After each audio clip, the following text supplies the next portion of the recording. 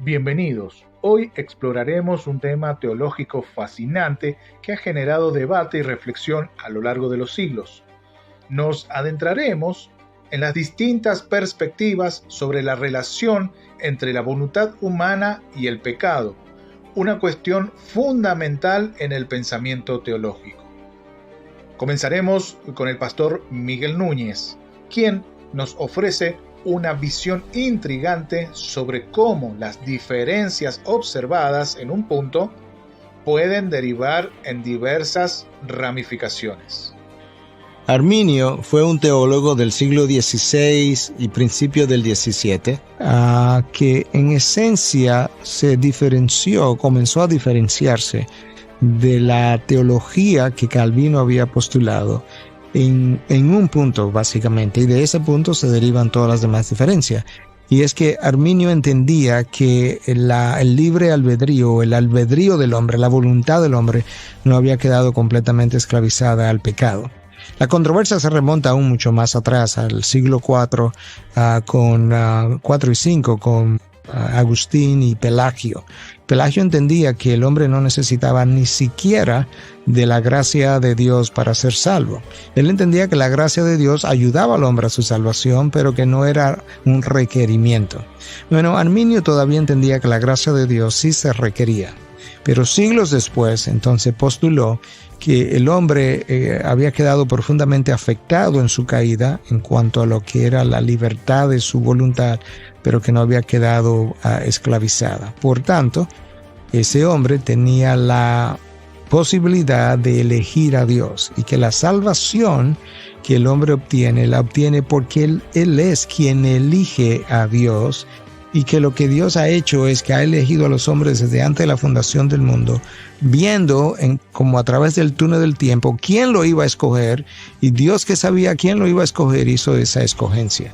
Pero si lo pensamos de esa manera, entonces la salvación realmente proviene del hombre. Cuando yo escojo a Dios, eso es una obra que yo estoy haciendo, que debe contar a mi favor, porque yo lo escogí versus mi vecino que no lo escogió. Pero la palabra de Dios establece en Efesios 2, 8 y 9 muy claramente que la salvación es un don de Dios, y que esto no es de vosotros, eso no viene de mí, y que esto es algo que es a través de la fe, pero que es algo que Dios confiere. Y ahí mismo nos dice que no es por obras para que nadie se gloríe.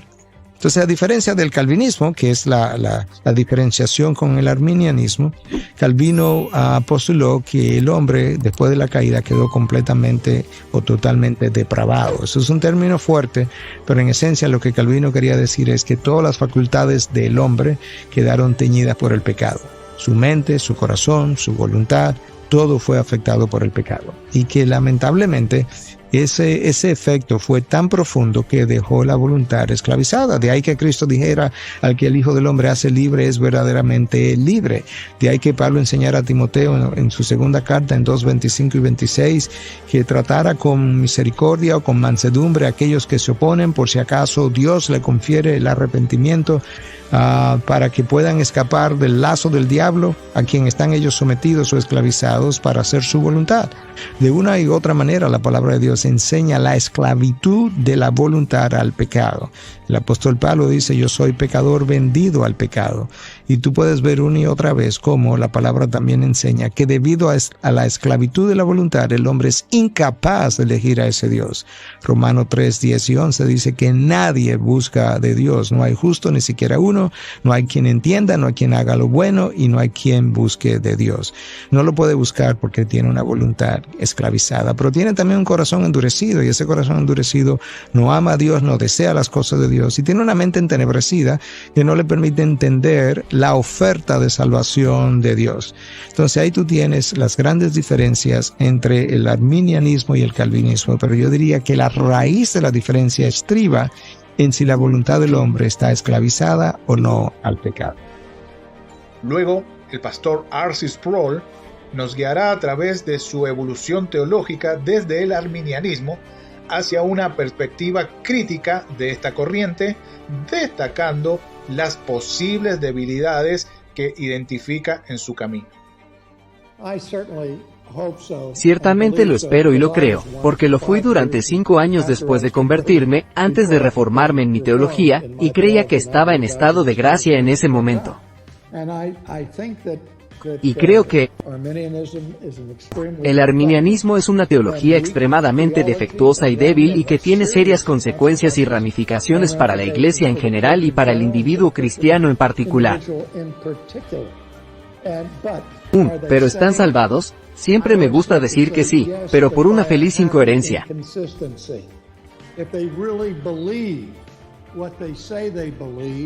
Si realmente creen lo que dicen creer, entonces no creo que se salvaran porque creen que afirmaran la justificación solo por la fe, la obra de Cristo y todas esas cosas ortodoxas.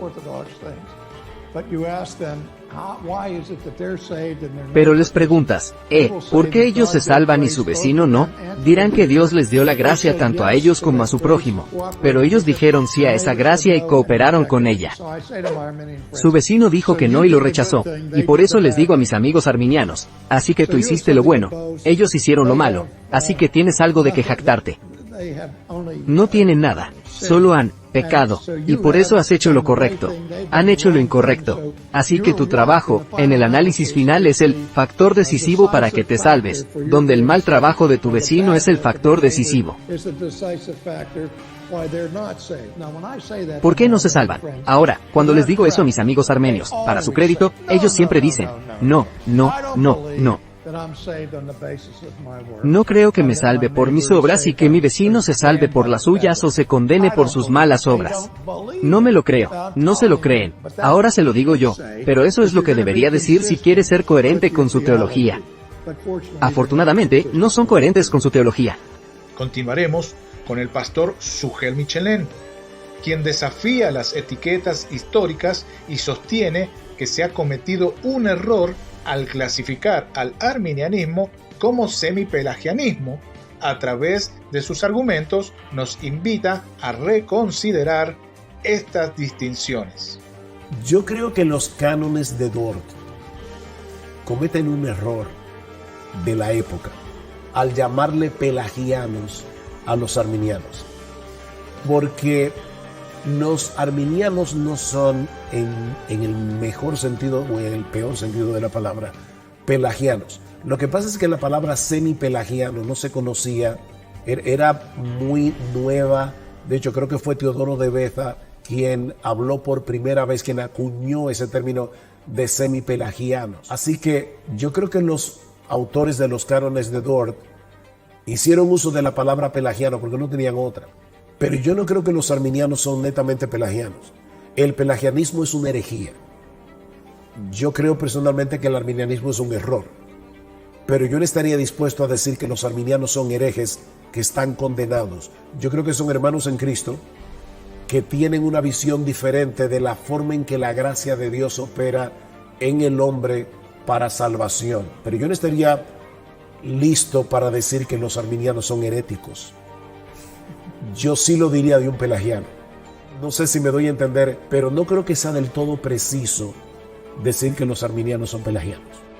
Seguidamente, el pastor John MacArthur nos ofrece una mirada profunda sobre las influencias teológicas detrás del arminianismo, vinculándolo con el pensamiento de Pelagio y planteando cuestionamientos fundamentales sobre el libre albedrío. Hablemos de arminiano en primer lugar. Ese no es un grupo de personas. Ese es básicamente un término que viene de un hombre llamado Arminio que vivió hace mucho tiempo atrás, quien no creía que Dios escogió a la gente para la salvación, no creía que Dios los salvaba por su poder. Él creía que los humanos tenían la capacidad básicamente de volverse y creer por sí mismos, que el libre albedrío era la manera en la que la gente era salva, que todos los seres humanos tenían suficiente capacidad natural como para venir a Dios por sí mismos, de tal manera que la salvación era cuestión de una decisión humana. Eso es lo que Arminio enseñó y eso a veces se llama pelagianismo o semipelagiano, teología de ese tipo porque lleva el nombre de esas personas. Pero el contraste es entre la salvación es la obra del hombre y la salvación es la obra de Dios, aunque Dios proveyó un sacrificio. La postura arminiana dice que el hombre viene por su propia capacidad para aceptar el sacrificio de Cristo en su corazón y creerlo. Estoy convencido de manera clara, como todos los teólogos fieles, que la salvación es una obra de Dios. ¿Por qué? Porque todo pecador está muerto en delitos y pecados, ciego, doblemente, triplemente cegado por Satanás, sin capacidad, sin voluntad por salvarse a sí mismo. Tiene que ser una obra de Dios. Pero hay algunos que creen que hay una obra humana. Ahora la pregunta es, si alguien cree que vinieron a Cristo en base a su propia voluntad, sin la ayuda de Dios, ¿podría esa fe ser real? Y la respuesta es, podría. Claro que podría. Si se te dijera como un pecador que necesitas venir a Cristo y se te dijera que necesitas arrepentirte de tu pecado y necesitas creer en el Señor Jesucristo, y se te dio el Evangelio, entonces sabes quién es Jesús y sabes en quién estás creyendo, y dijeras, creo en el Señor Jesús, quiero ir al cielo, quiero ser perdonado, creo que Él murió en la cruz, creo que Él resucitó de los muertos, creo que Él perdona mis pecados, lo confieso como Señor, serías salvo. Y quizás dirías, hombre, wow, me da tanto gusto que yo hice eso. Y quizás meses después alguien te diría, oye, por cierto, eso todo fue la obra de Dios. Tú dirías, ¿nadie me dijo eso?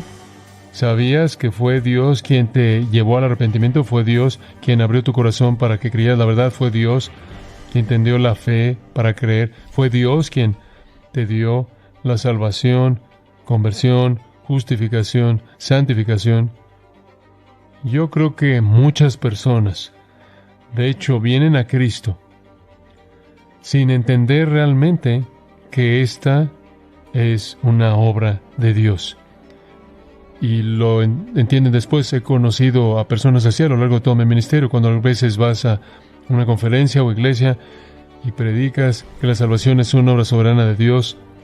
Algunos de las personas cristianas más fieles en esa iglesia van a decir, no se me enseñó eso, yo pensé que veníamos por nuestra propia voluntad.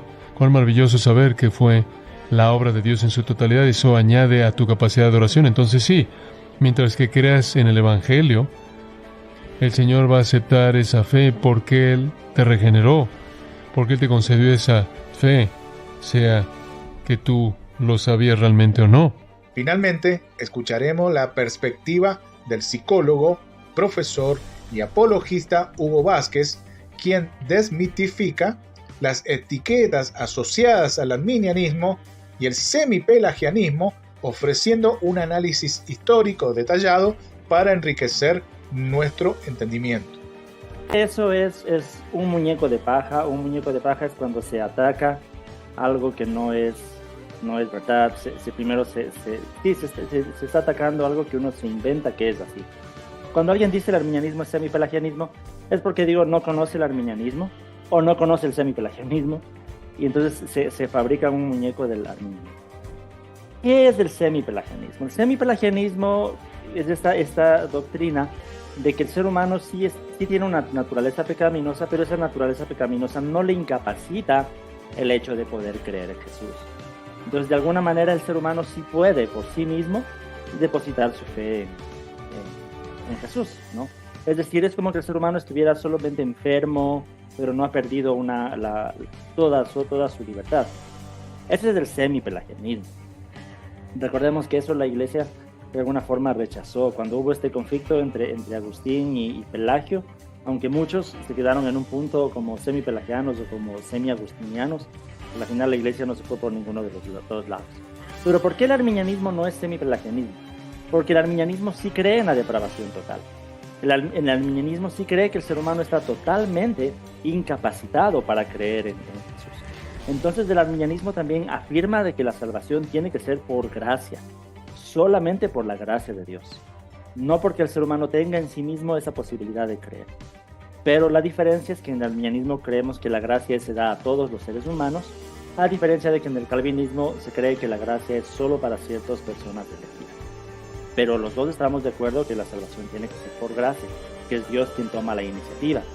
Entonces no es semipelagianismo el arminianismo. Y cuando alguien lo afirma es porque por lo general no conocen el arminianismo, o lo conocen por ciertos arminianos que ciertas iglesias que se consideran arminianas, pero que tampoco conocen el arminianismo y hacen énfasis como en la libertad del ser humano para creer. Entonces, ahí es cuando se juzga un poco mal al arminianismo.